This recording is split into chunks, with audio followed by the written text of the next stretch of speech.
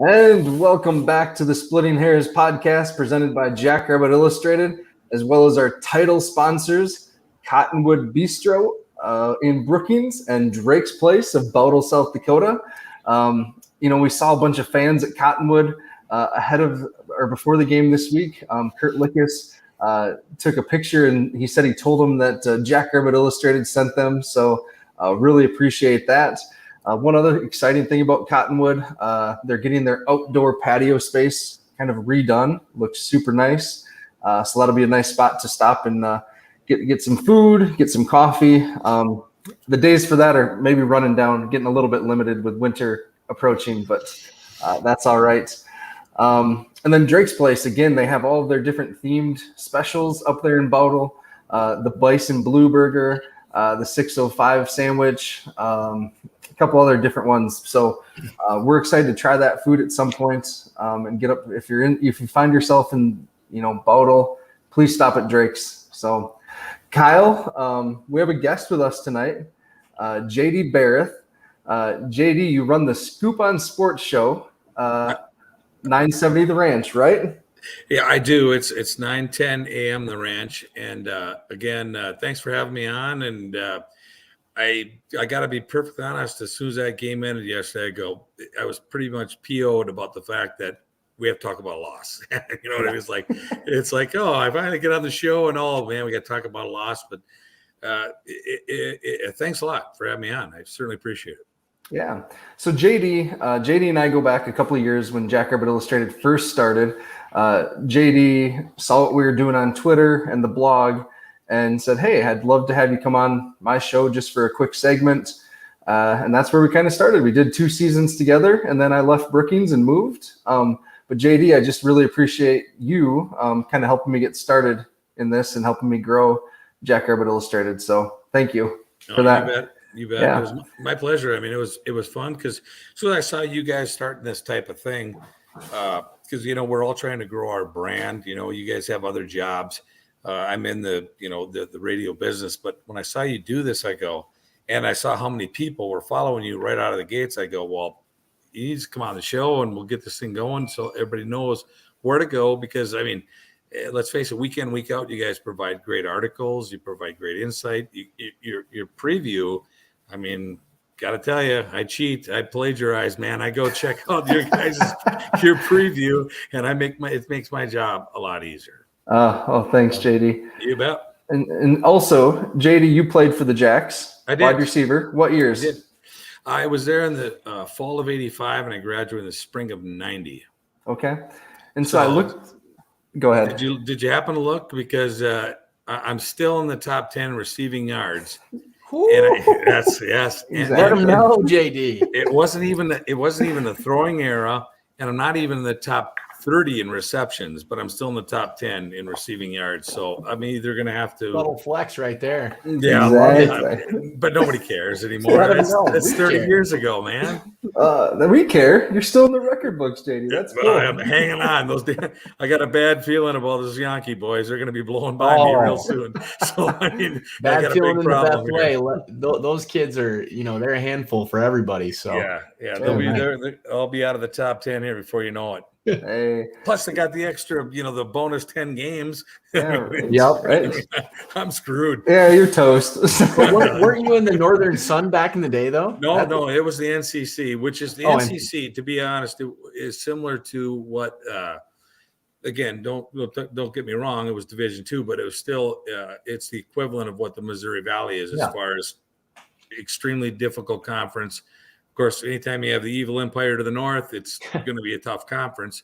And they were there, and USD had a lot of really good teams, Mankato. So it was kind of the equivalent of that. And then once we went Division I, look, they're all coming in.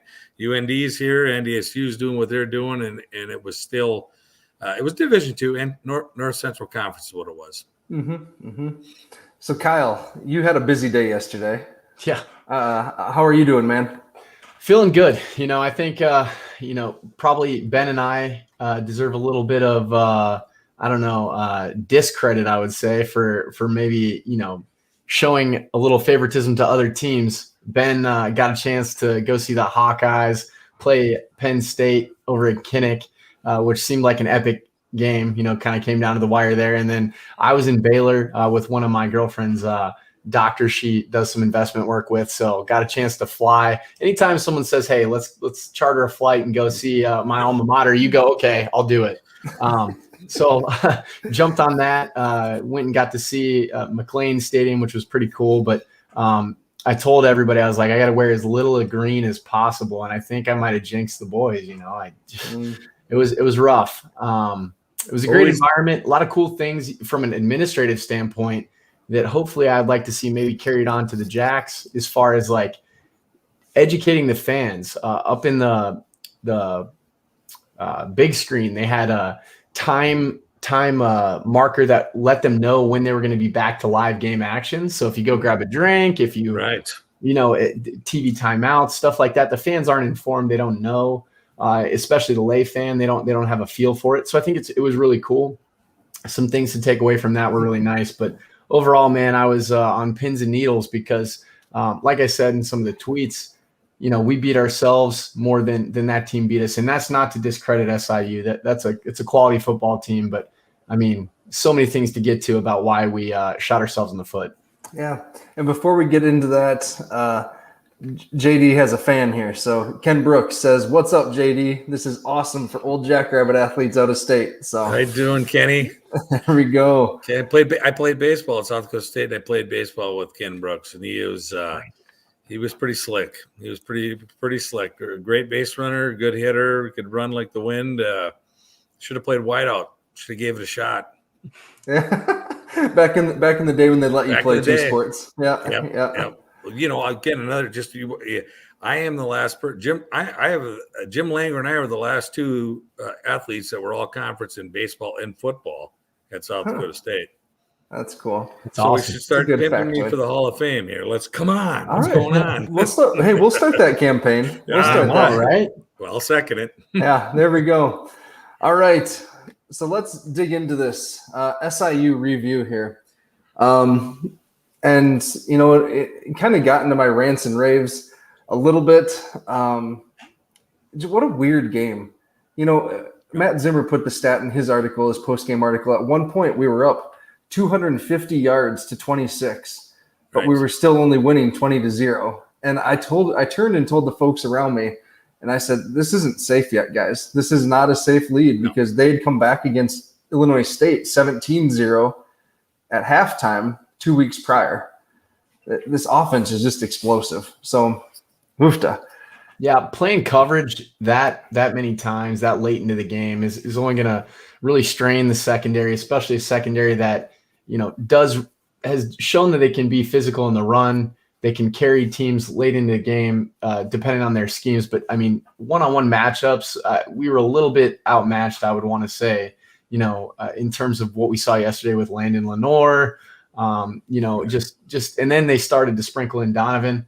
I mean, that was just a tough task, a real tall task. And I mean, if you look at our third down conversion percentages, those were in terms of from the defensive perspective, I think they were 7 of 17, which is really, really actually an admirable showing. And we were 2 of 10. Anytime you have that, plus you have big explosive plays, you're putting your D in a tough spot. You're putting their backs up against a wall with a high-powered offense like they had. Mm-hmm.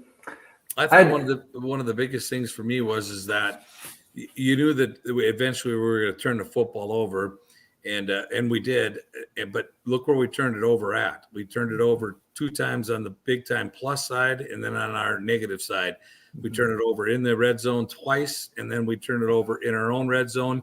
And that is something that we knew we were going to turn it over, but you can turn it over around midfield or whatever, and it sometimes doesn't come back to haunt you. This time it haunted us. And, when Gardner went down, I know Isaiah is gone. And let me tell you, we're going to feel the effects of the Isaiah Davis injury as soon as old 20 limps off the field. Mm-hmm. We felt it yesterday with Don Gardner hurting himself without him as a corner. And Lenore, I mean, boy, they made so many damn plays that were just kind of crazy. We had coverage on a bunch of different plays. But, when we finally turned it over, it was the absolute worst possible time. I mean, we could have went up 27. Mm-hmm. The fumble inside the whatever, and it was just like the worst time and worst spot to do it. And we knew you knew they're going to turn it over eventually. But the injury to Gardner, I thought, showed up yesterday. Like you said, it's not like we weren't covering them because they made great plays, but I just think the depth of him and being there really hurt. Yeah, and they got us in like some situations where we had LBs on guys that were really superior in the pass game. You know, Matt, you said it on Twitter, and it's like to ask Graham to carry a wide receiver who's all conference, all American, you know, and he stayed with him really well. And Nick put the ball on him, and our pass rush I thought was really stellar, even though we didn't get home as much as we would have liked to. We put Nick Baker off his spots, but that unfortunately is his game. He moves really well inside, outside the pocket. He currently is the best quarterback in our conference, and I don't even think that's really a reach in terms of a statement. You know, like you said, JD, Isaiah is a huge absence, and I'll say he's not an absence in terms of Pierre can't do what he can do, but he's an absence for the team in terms of time of possession, ball control, just pounding on the opposing defense in terms of wearing them down over the course of the game, because our defense did a hell of a job shutting them down, but they were on the field way too much, and that has to change. Yeah. So this is a really good point. A comment from Jordan Fink. For those of you listening later to the podcast, it says, yesterday was the epitome of why Isaiah Davis' absence is huge. Last year, SDSU gets up 20 points. You hand the ball off to Pierre and Isaiah, 20 carries each. Let the Hogs bully the other team and salt the game away. Seems like we can't do that this year. And I didn't realize until looking at the stats this morning, Amar Johnson had just one carry. And he only had a couple. Yeah, I think he only had one series, and I was very disappointed in that. That's game management. Right. It's game management, and also in this day and age, it's not even just the Jacks. There's a stubbornness across teams throughout every classification. It's okay to hand the fullback the daggum ball. All right. Yeah. If you hand the fullback the ball, you're going to get 2 to 3 yards, but it forces the defense to adhere to the power run game. And you know, Amar, you know, I think he could handle that as well. And you would have spelled Pierre. Here's the thing. Pierre can rip off a home run like nobody's business. He's probably one of the best to ever do it at this classification, and he's definitely one of the best to do it for the Jacks. And that's saying a lot. You know, we all know we had Zenner. We all know we had Kyle Manette, who just got elected to the Jackrabbit Sports Hall of Fame. We've had a bevy of running backs who could get the job done. The problem is 3, 4, 5 yard pops when you're 220 pounds. That wears a D down, and we're seeing that void happen right now. And I thought one of the telling things for me was, you know, you get a unbelievable play at the goal line. It puts you back up 14 points with the fumble recovery and return for touchdown. They answer. Then you get an 85-yard touchdown run. You're back up 14, and we still couldn't hold on. And that was what – I'm not going to say the better team won, but that team yesterday from Southern Illinois was they were a handful. We knew they were going to punch you in the mouth, but when you get that play like that on the goal line, that should have been the end. I mean, to me, it's like that should have been so demoralizing to them that it should have been just plain we run the clock out and everything else. Then you get the 85-yard touchdown on one play, and things go straight south. That almost wasn't beneficial to us. And again, that's why I go back to. They were tired. Yeah. I mean, we scored, like, if you think about it, hold them on a 4th down stop. Even if they would have taken the 3, it still essentially is advantage Jacks because you held them to a field goal in the red zone on 4 straight plays, right? Then we get the fluke penalty, which is just the softness of the NCAA, but I won't go down that path. No. We need to not hurt ourselves. We'll do it off air.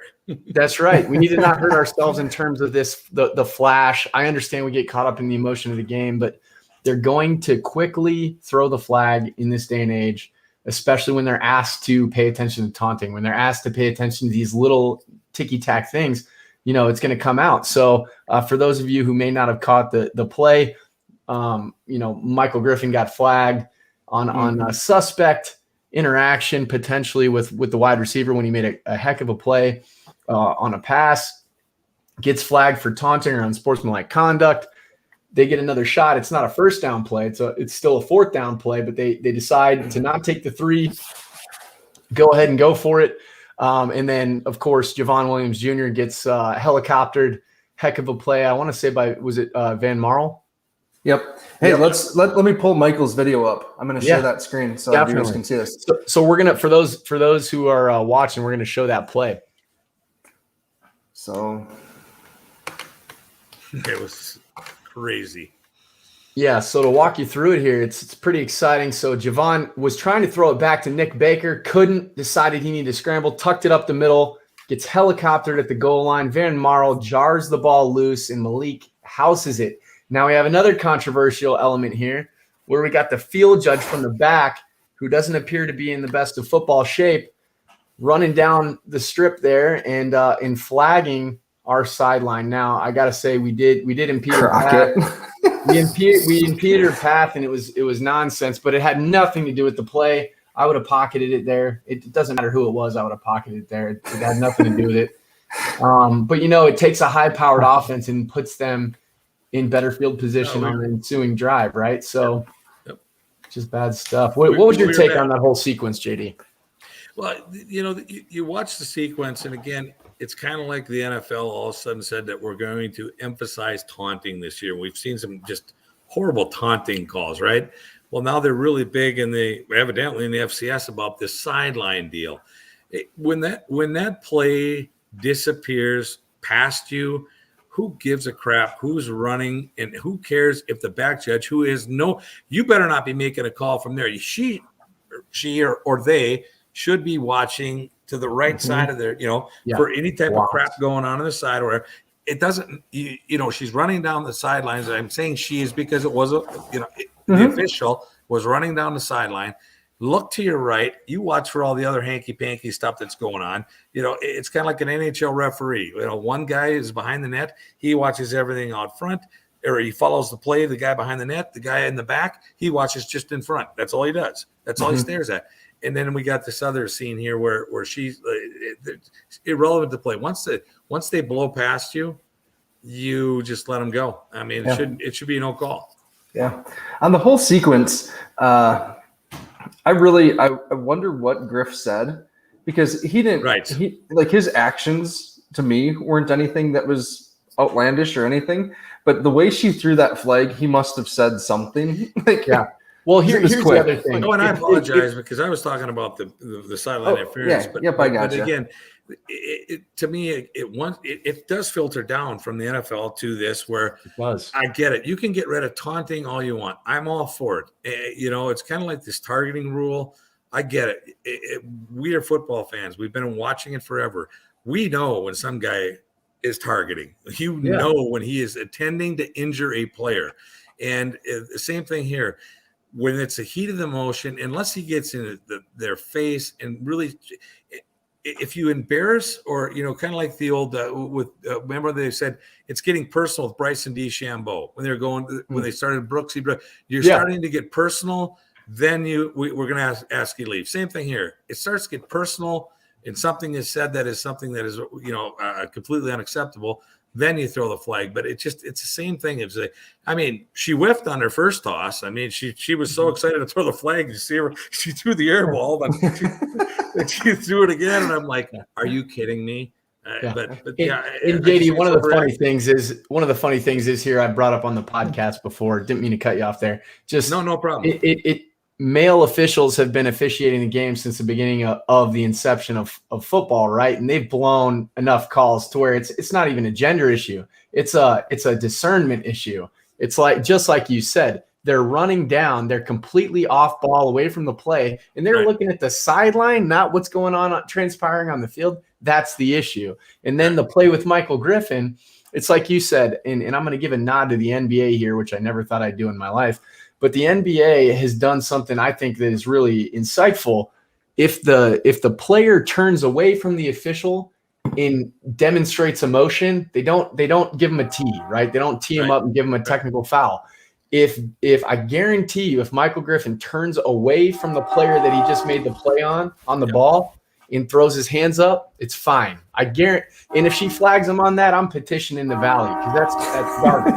Right? You need to allow an emotional game to be played with emotion. So that's just my take on that sequence.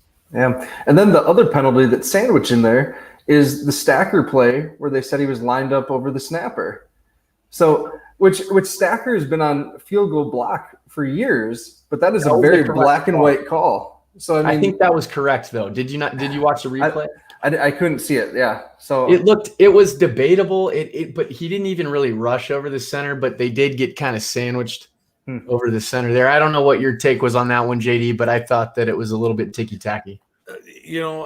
I mean, you hate to pick apart calls and everything else, but like you just said, the keyword ticky-tack. I mean, when you're going to start nitpicking on calls just because what you feel you see something, did it really affect the play? No, it did. But it did in the outcome. I mean, like last week you saw when the Vikings against Cleveland, where you talk about Thielen getting wrestled down on the last play in the end zone, and everybody goes, well, they shouldn't have been in that situation. There's no reason to be in that situation. Well, they shouldn't have been in that situation. They were in that situation because they called a ticky-tack call on Kendricks in the end zone on 4th and 2, and that was a game-changing play. So you're going to call it early, you call it late, and you call it consistent. And that's the thing that just bothers me. And that's a good point. They were consistently inconsistent, as I like to say, because I mean, we'll skip ahead real quick here because I think probably the worst call of the game was on Garrett Greenfield on the very last drive within regulation, where he was blocking on scramble rules for Chris, and the defender was not blindsided, literally took 2 steps. I think, Matt, you said on the rewatch, took 2 steps, is facing Garrett Greenfield. And Garrett Greenfield, literally, he doesn't use his helmet. His helmet's not even involved. He gave him a violent hand shiver and decleated him, and they threw a flag. And it was hilarious and even comical to me. I know I'm getting a little riled up here, but it was comical to me to watch the head official call the play with a scowl as if Greenfield had done something malicious and they had to get that out of the game. I mean, the level of softness that I'm starting to see emerge, and it's not even just the game the Jacks played. It was against Western Illinois and Southern Illinois the previous week. The number of flags that were coming out were just abundant and too much. They need to let the kids play the game. Well, and like you said, the thing that it's similar to the targeting rule where I get it. The nasty crackback block, the whole deal, the same thing. I mean, what are you supposed to do? Yeah, that guy is chasing down your quarterback. You're coming one direction, full head of steam. He's coming another direction, full head of steam, because how the play. I get the crack back where he doesn't see it coming. Mm-hmm. The punt returns. You bet. You call that every time you can, because those guys have no chance. They're chasing them for dear life. But a play like that, when a quarterback scrambles all the way to one side, turns, goes the other way, what are they supposed to do? And that's a lineman. That is a lineman's dream. They've been dreaming about they've been getting their ass kicked all game long with the speed of these guys, and they're chasing them, trying not to hold them, trying to protect their quarterback. The guy peels back, and he comes back at your quarterback, and he's trying to sack him, and you're what? Not supposed to lay him out? Mm-hmm. I mean, like you said, where's the? I mean, the NFL is college football in general is violent, and as long as there's no intent to injure somebody, that block should have been no matter how much he pancaked him. It's the way it should be. I mean, that's just how it is. If it's a running back that gets stood up and he gets laid out, nobody says a word. Yeah. But all of a sudden you can't, defensive lineman that's about to sack your quarterback, you're not supposed to pace them. Yeah. That doesn't make any sense. It's a very different play than the penalty that was called on Amar the week before, where Amar was running back down the field and cracked the defensive player blindsided, that was trying to tackle the ball carrier. So that's a very different play than what happened yesterday with Garrett. Garrett was in the tackle box. Yeah. He was within the hashes. I mean, protecting his quarterback. Exactly. And, and we could go all day on the officials. I think the bigger picture here, which we would all probably agree with here, is the Jacks had so many opportunities to not just cede ground to the Salukis, and they continue to do it with unforced errors, whether it be penalties. JD, you talked about it in terms of turning the ball over in goal-to-go situations. I think what I took away from this, Chris played a heck of a game if you look at the stat sheet. I mean, he really did. He took high percentage throws. If you look at him, with the exception of the Dixie State game, he's completing the ball at a really, really high clip, and that's not just throwing short to intermediate passes. He's pushing the ball down the field. Now, if you look at some of his decisions, he's made 2 cardinal errors especially in that game, maybe 3. You never extend the ball over the middle. Now he's fighting. I'm never going to knock a guy against that. That was what it was. He fumbled the ball on a third and extra, and he's trying to get that first down. I won't fault him for that. What I will fault him for is not trusting himself when he's throwing the ball back across his body to the middle of the field when he had a check down he hadn't even looked at, and Zach Hines out in the flats. So, I mean, there are certain situations where, you wonder if the strength of schedule, the fact that we hadn't played a ton of full games really starts to creep up on there. Cramping, we were tired. Exactly. Guys are tired or just not focused because they hadn't strung together complete games like you would normally do up to the 6th game of the season or 6th week of the season. So, I mean, talk a little bit about that. What was your take in terms of some positive takeaways and how the game kind of got off track? A lot of the positive takeaways were, again, the way we started out, we looked like the team that we probably are. I mean, I think we're a really good football team. And we really, and you take off, and sometimes that's a catch-22. You know how when you start red hot, you've seen it all the time. You go up 20-0. Everybody, we all knew. I mean, watch this knows that this isn't over. But I thought that everything. Football is all about adjustments. We've heard that. It's almost over a used term. But I thought they finally realized, and I'll ask you guys this, in the second half especially. It seems like they knew we were coming after them, and they knew they couldn't block us, but they got that whole middle of the field wide open for him all the time. And I think I'm not going to call it influence block or whatever you want to call it, but they made us go out of that center lane. He could do whatever he wanted down the middle of the field. He could see everything. He could run when he wanted. And I think they did that because they know, hey, we're not going to stop them. They're going to come after us. They're going to keep coming, but let's send them all wide. No matter who it is, we're going to start pushing them wide. Drop step, open up, give them just let them beat us wide and then push them out of there. But I mean, there was so many times where I'm like, holy cow, there's nobody. He's under pressure, but the whole middle of the field is wide open. Yeah. And then he could either throw it or run it. And I thought that was their adjustment that they did well. But I mean, you take the positive things out of it. I think we played well, but I just honestly yesterday, when like I said, 2-3 big plays to get you back up 14, and we couldn't hold them off. That's a pretty damn good football team to go on the road and do this to us. When again, we should have broke their back on the fumble. We should have definitely broke their back on an 85-yard touchdown run, and they didn't even hesitate and came right back. And Lenore made some plays that are insane, and their quarterback, he was in fuego. He did not miss a throw. I mean, you can't take it. You can't take that away from him. It's not like we coughed it up like today. The Vikings about lost the game with a fumble with under 2 minutes left. So you know what I mean. It's not like we did that. We just got beat by better plays that were made by the Southern Illinois. Yeah, and sometimes it's not your day, right? And like we strung together a lot of really, really great momentum plays early on. We had built a 20-0 lead, but we started to settle for field goals in moments where, Matt, you said it. You understand the firepower that SIU is going to roll out, right? Especially because you and I, we watch film. We watched Nick last year, and if it wasn't for a foot injury last year, who knows how that SIU season turns out. He's an uncanny scrambler with the football.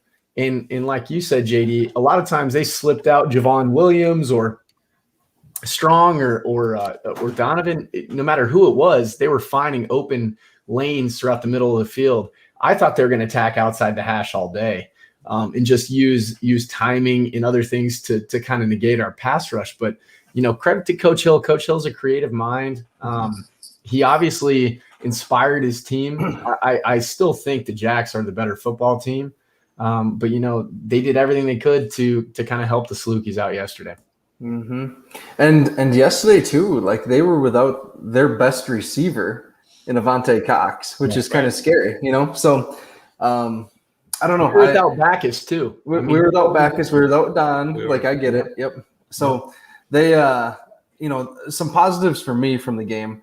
I thought the 605 Hogs had a better pass blocking game than they had in the previous week. They did great. Dixie State really concerned me after watching that back, and and seeing the pressure that they were getting on the quarterback. I didn't understand that.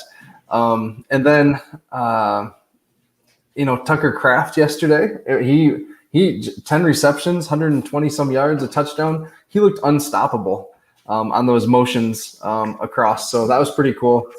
And then, defensively, Adam Bach finishing with 17 tackles. Holy smokes. Like, that's pretty cool. So yeah, those are some of the goods for me. Yeah. For the first time, I think I saw a stat on Go Jacks. For the first time since Christian Roseboom had 18 in 2017, Adam Bach racked up a bevy of tackles. I think that's excellent to see. I mean, we know how good of a player he is, All-American caliber. Like Coach Stig said in some of his interviews, he prioritizes football. He's a guy who really enjoys it. I do think that we could clean some things up in terms of phases. Obviously, I talked about the offense in terms of making some better decisions in terms of ball security, trying to string together longer plays. Talk about the special teams now. We did have a couple missed field goals. Right. I think that one was operational. I think Stig would shoulder that. We were kind of talking about it in pre-production, I believe. And,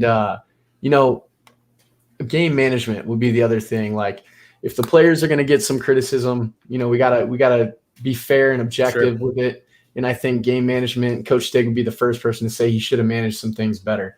I personally, and this is just my personal philosophy, I don't care how good your team is.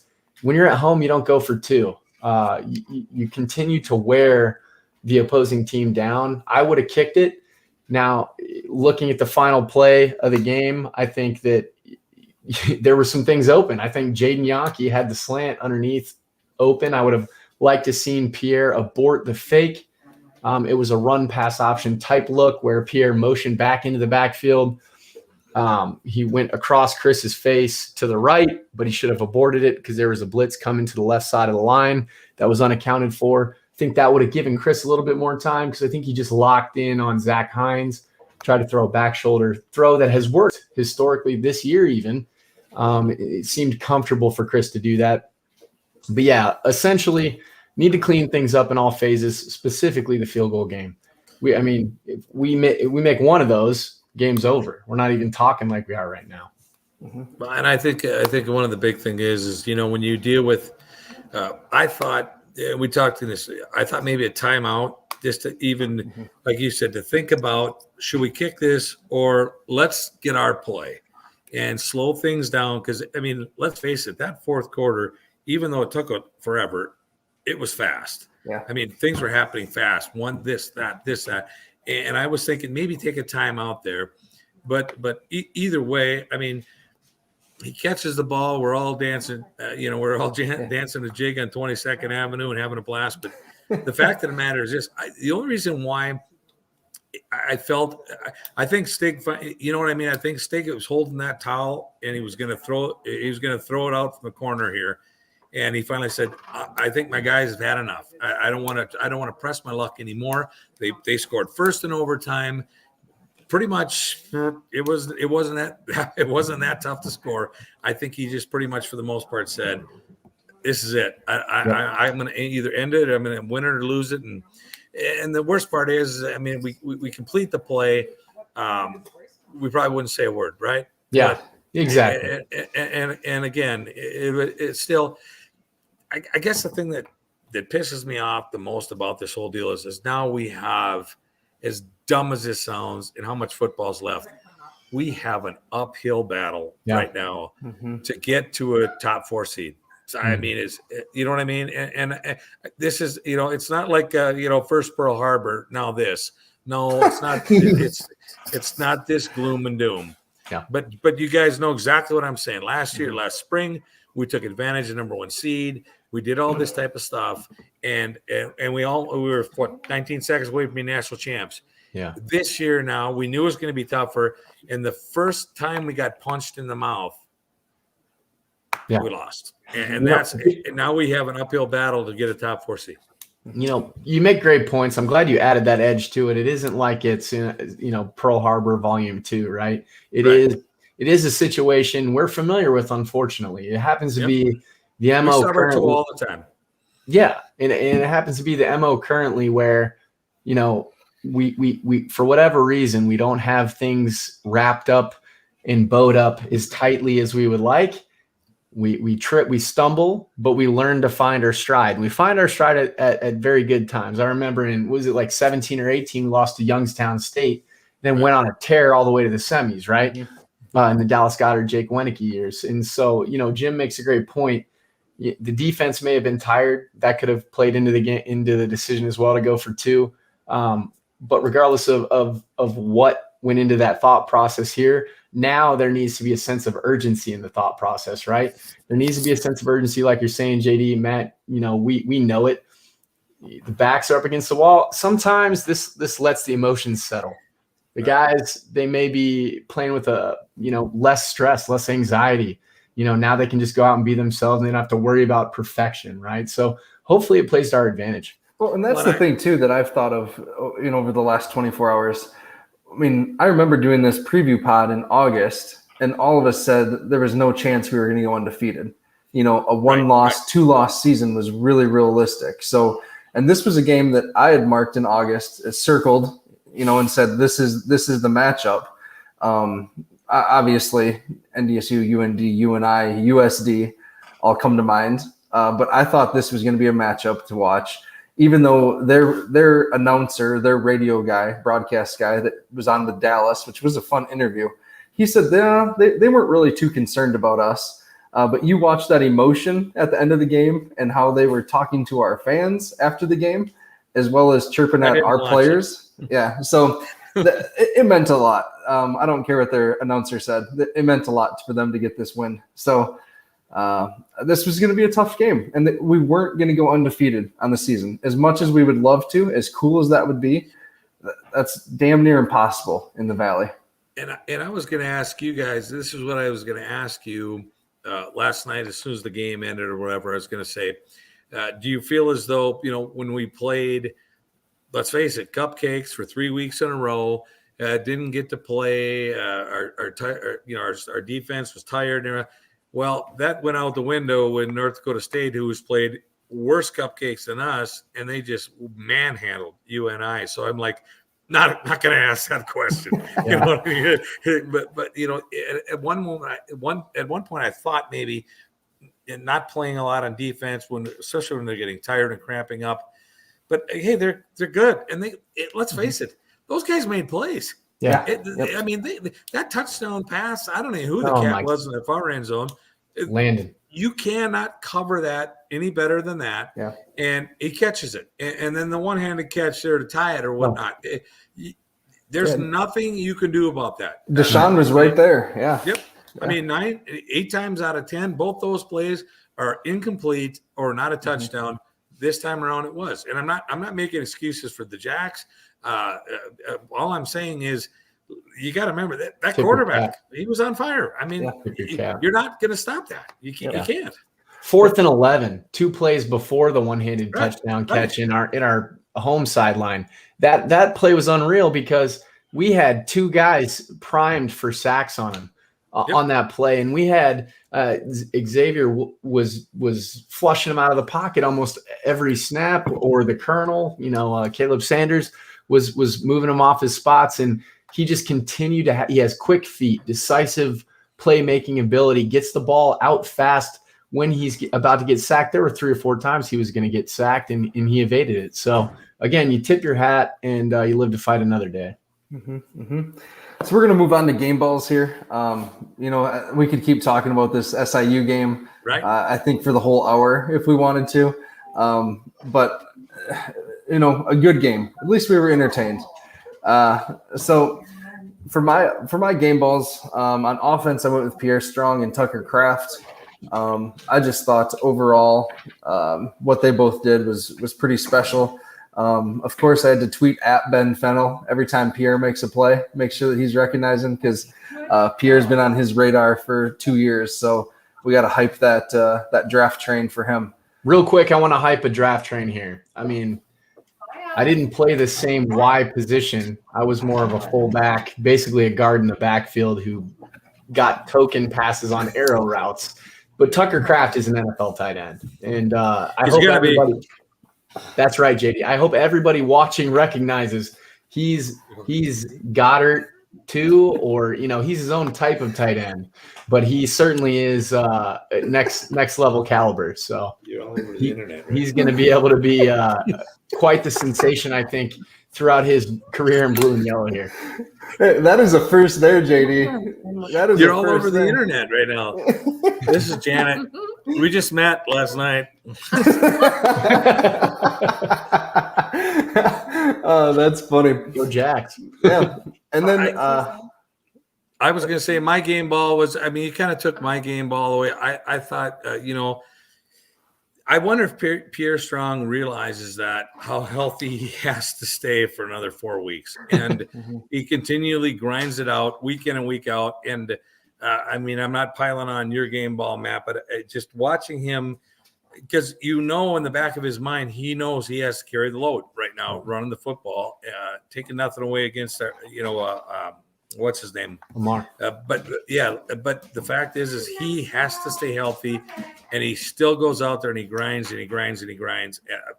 He's my game ball just because he thinks about it. It's in the back of his mind that he's got to stay healthy, and he still does the stuff he does. And again, when you look at him, he's not that big, and he still pounds it in there. He still carries the ball with authority and so forth. So he's my game ball. And with the Tiger offense, made plays. I mean, we had the greatest play that we thought we'd ever talk about forever that put us up 14 that I sat there going, I'm at a wedding, and I was watching it during the wedding on the phone, and I was sitting there, and my son Trevor's watching it with me, and I'm holding up, and he looks at me, and we're both like, and I go, it's over. I'm like, oh, perfect. I can enjoy the rest of the wedding. No chance. No chance of that. Screaming all like, damn it. I was in a plane. We were on our ascent trying to climb. We couldn't climb to like 30,000 or whatever it was. So I still had signal, and I was like literally about to stand up in the plane when it happened, when he got helicoptered. Yeah, I thought it was going to be something special. It still was something special, but again, a lot of season left. I'm glad Pierre continues to do what he does, because there's a few things that are certain in life. Death, taxes, and Pierre is going to run all over SIU, so they can talk all the smack they want, but that's still a fact, right? Yeah. Hey, and another good comment here from Jordan Fink. So I hope the team collectively, coaches and players alike, remember what propelled us to the championship last year. Great run game, time of possession, stopping the run, play action passes. I still think the Jacks are championship caliber team, but need to remember that identity. So we can close it right now. Yeah, we don't right. Need to say anything else. Thank you, Jordan. So one last thing, I forgot to plug Jackrabbit Central when we came in here. So yesterday I had my family with me at the game. My son, who's 6, my daughter, who's 4, took them over to the Jackrabbit store in the stadium, and they both wanted ball caps. I was wearing my ball cap, so they've barely taken it off since they got it. I made them, they had to take their hats off to go to church this morning, but otherwise that's it. So love it. Thanks for the cool hats. Who knew that I'd ever be purchasing like a glittery Jacks hat? I'm like, was that for yourself? Yeah, that was for me. Yeah. Going into Jackrabbit Central is like going into Cabela's. If you're looking for fishing stuff, it's a bad deal. You're not getting out of there with a couple $100, and I'm not buying. Well, I'll take that. I'll have that. Yep. Oh, look at that shirt. Oh, look at that shirt. Next play. Next thing you know, she's $200, 14 t-shirts, a hoodie, and a hat. Exactly. I should plug this. I just got this. This is Under Armour cool. Jackrabbit Raglan. Yeah, like that. You got a little FCA Jackrabbit stuff. Love it. Oh yeah. Well, that was free, so I'm just played the golf tournament. Nice. There you go. Awesome. All right, let's talk about Western a little bit. So last week, SIU played Western in a really close game. Kyle, you watched that game, right? In length. Yeah, and it was a very, very weird game. Very sloppy. A lot of penalties, a lot of wild turnovers. That saw SIU coming out on the positive end, helmets directly on footballs, balls falling all over the place. And, it was one of those things where it was a got coin dog flip to see issues. who was going to come out on top. But, Southern gutted it out again, was able to get a road victory. So it's 2 in a row they were able to get. Western Illinois really battled back in that game. They had some timely turnovers they were able to capitalize on. Obviously they got Tony, they got Connor Sampson, who's their quarterback, he'll make some plays now, but he'll turn the ball over as well. Their defense, I liked what they did against SIU, which coincidentally the Jacks deployed against SIU, which is some stemming. A lot of times stemming and leafing is known across the D-line. Stemming is just when you line up originally in a certain set and you move to your destination of your position, whether it be a 3 or 6 technique, whatever the case may be. Leafing is when you got guys going over the top of you and doing all the razzle dazzle. Mm-hmm. They didn't do any leafing. They definitely stemmed a lot, got them in some penalty situations. Maybe they'll do that to us again. They're going to need to be gimmicky in order to try to establish some control of the game and the tempo.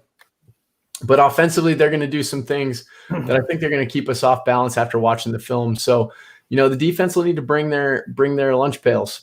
Yep. And they have, West Illinois can score some points. Yeah. We saw that against the Eastern Washington game where they put up 50-some points, and made a huge comeback after Eastern Washington had pulled Eric Berrier. So that's something to watch. The player that I'm watching, especially after what Landon Lenore just did to us, is Dennis Houston. Yeah. And Dennis Houston is a man. He's a big boy. He's 6'3", 6'4". He has 49 receptions already this season. Wow. 49 for 687 yards and 5 TDs.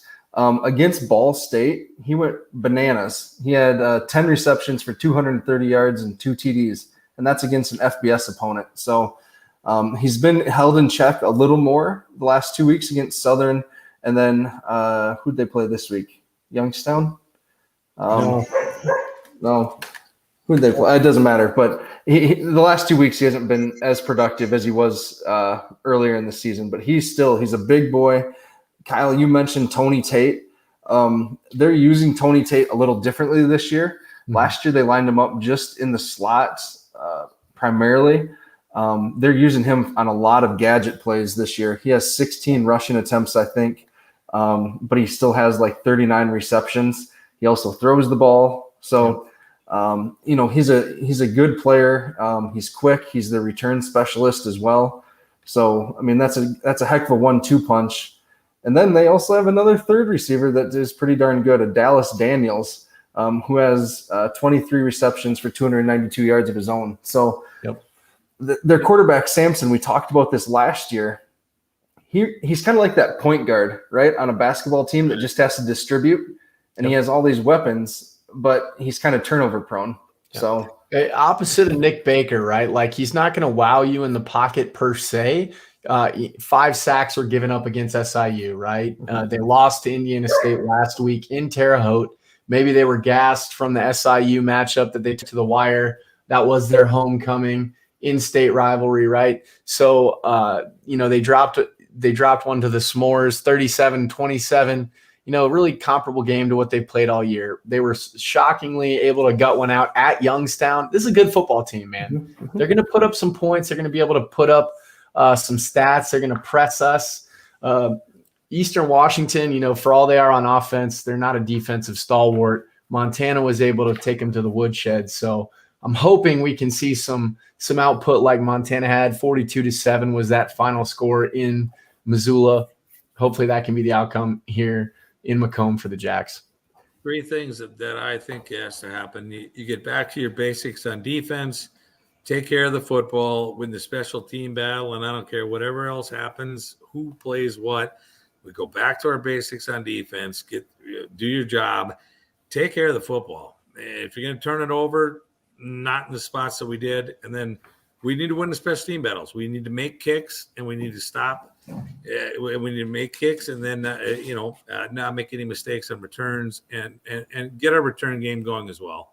Yeah. Mm-hmm. Mm-hmm. Again, really want to highlight. Chris has played great this year, right? Yep. To expect someone to go 6 straight weeks, 5 straight weeks with no turnovers whatsoever, it's not going to happen. It's not going to happen, and it We didn't knew we were happen. going to turnover.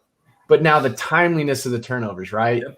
In scoring position, completely unforced. He's gotten away with minor things in other games where I'd have, you never want to see a turnover, but if I had to have one, I would have liked to seen it in those situations as opposed to scoring opportunities and forcing the ball. So take what the defense gives you, Chris. Take your check downs, use your legs, slide, get down, live to fight another day, because a team that isn't supposed to be in a game is going to hang around longer if you do that. You bet. Mm-hmm. Yeah. All right. So let's get into predictions here. And we have a new sponsor. Eric Erickson of Cutler Law Firm out of Sioux Falls is a full-service law firm down there. They specialize in building relationships based on trust by treating clients with honesty and integrity. That personal attention provides prompt, efficient legal solutions in corporations and business, finance, services, litigation, trusts, estates, and more. Eric is a friend, tailgates near me, and he focuses primarily on business, real estate, banking, and governmental relationships, but someone in the firm will handle everything. So if you need a good lawyer, Eric's number is 605-271-4938 or Eric E at cutlerlawfirm.com. So thank you, Eric, for joining and supporting the podcast. Appreciate it. And Matt, I hear he loves tight ends. Is this true? Can you verify that? Yeah, Eric Erickson. Yep. So let's go. All right. So my prediction for this game, we're gonna have to score some points, I think, again. Western's gonna put up some points. So I'm predicting something in that 42-35, 42-28 range. Jackrabbits win. So 42-28 is what I'm gonna go with. 42-28. I like it, Matt. You know what? We haven't scored under 41 points all year. This past game being the lone exception, we've scored under 42. So I'm gonna go 42. Good guys to I'm gonna go 20, 42-20. I think the defense gets a little pissed off. If defense travels, you got a championship team. So let's see what happens. Well, I was going 38-21, so I'm going to go 38-21. There you go. All right. I mean, it could get even. We could get over 40, but I think our defense is going to respond. I think they're going to play well. And again, it was just one of those days. I mean, it was tough, but I think we're going to respond if we take care of the football.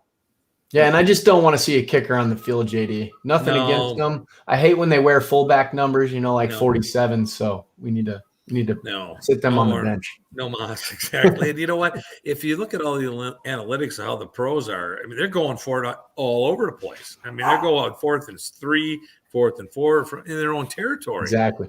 Go ahead and do it. Yep. Put the dagger in. Yeah, Jim Poppin, you're absolutely right. Need to remember the gas pedal is on the right. Yep. Yes, sir. All gas, no brakes, Jim. Yep. No brakes. No brakes. We've gotten a few questions about injuries. We don't know. Stig hasn't had his press conference yet. We'll find out more tomorrow. Good luck. Yeah. Right. That's a big one, James. We need the X Factor coming back. Yeah. So speaking of X Factors, who's going to be our breakout candidates potentially? So I'm going Tucker Kraft. I don't think they can guard him in this defense on offense. Cool. I think this is Captain Obvious. One of the Yankees is going to put up 2 or 3. I think they're going to get loose again. I think they're real close again this week, and one of the two is going to have a couple and 100 plus. All right, I'm going Barracuda. With all these passing attacks, I think Sampson's going to lob a couple up to him, and he doesn't have an interception yet this year, I don't think. So let's get a couple, I think, for Manchagaya. So beautiful. Yeah. All right. Any closing thoughts? JD, where can folks find you? You can find me at scooponsports.com. And I think it's at JD Berreth is my Twitter account. Isn't it? I don't know. That's what it is. Yep. You allowed me to enter at JD. I just put my name up there, Why would I promote my Twitter account? But or at Scoop, I have 2 accounts, Scoop on Sports as my Twitter one as well. Cool. As far as my Twitter account. I got 2 of them. And JD's a huge Minnesota sports fan.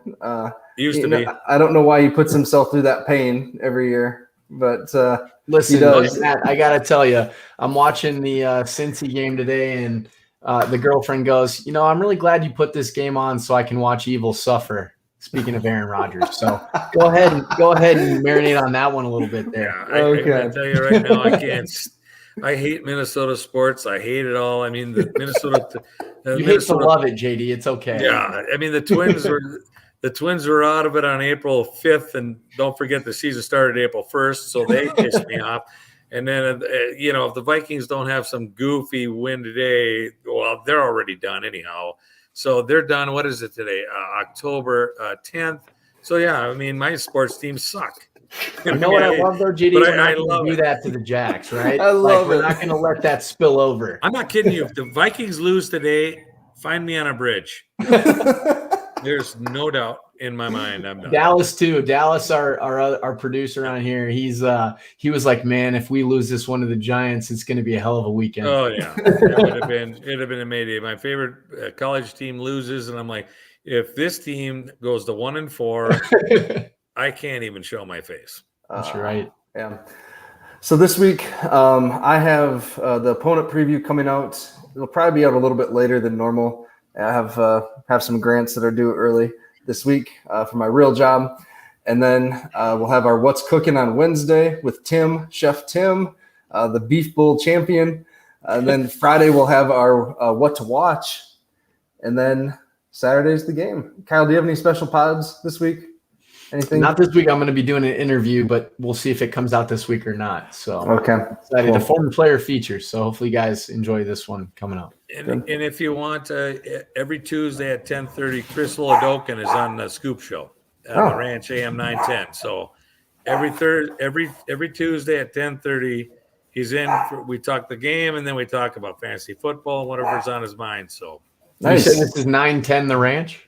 AM 9, yep, the Ranch AM 910. And you can live stream that online too. Yep, just go to Brookings Radio and listen live to the Ranch 10 to 11, 10:30 every Tuesday. Okay, awesome. That's a good plug. Cool. All right. Well, thanks, guys. Thank you, JD, for joining us. This was really fun. Thanks so much for having me, you guys. It was a blast. All right, go big, go blue, Go Jacks. Out.